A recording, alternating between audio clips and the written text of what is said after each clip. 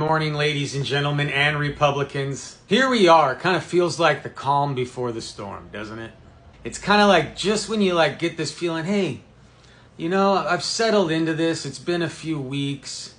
I'm getting over it. Perhaps this is just going to be a regular conservative administration that just does conservative shit and isn't as wild and fascist as we think, right?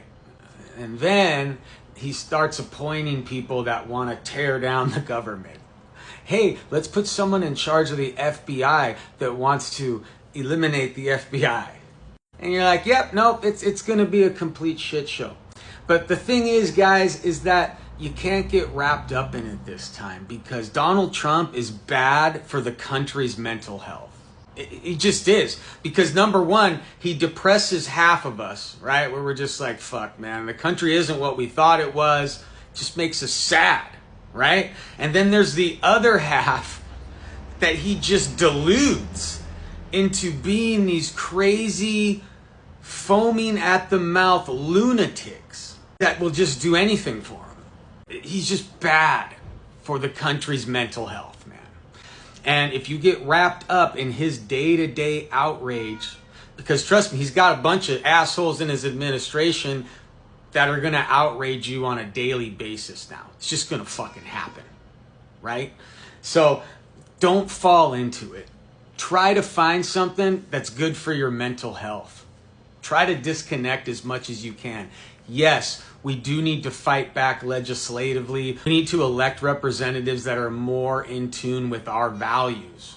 Also, we got to take care of ourselves. You got to take care of your mental health and don't let this man do what he did to you last administration when he was president, is just every day outrage you and just depress you with the state of what our country has turned into.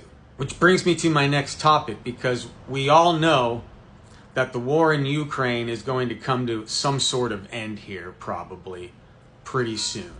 And the reason is that, Donald Trump and Vladimir Putin are going to do exactly what we all knew they were going to do. What was their plan from the beginning, right? Was go into Ukraine, make Biden look bad, threaten war at everybody, make the world unstable so that Donald Trump could gain power. And now Donald Trump's going to give him whatever he wants.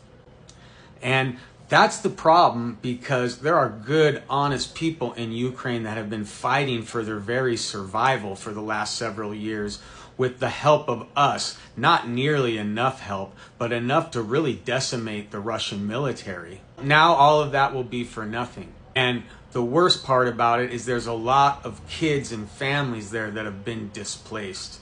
A lot of families that have lost their breadwinners and their parents, either out fighting for the war or have died in it. Which, by the way, I'm wearing this shirt right now, Stand With Ukraine, that I got from my very good friend Tom, who's on this app and sells these shirts for a very good price, and almost all the money goes to an orphanage in Ukraine to help kids that have been displaced, that lost their families and lost their parents. So I'm very proud to be supporting this cause, because it seems like our support going forward is going to be more important than ever. So if you do get a chance, please go over to Tom's profile, go over to his website, buy the shirt. It's for a good cause, and I hope you'll support it as well. Stay sane out there, folks. We're going to be okay, I promise.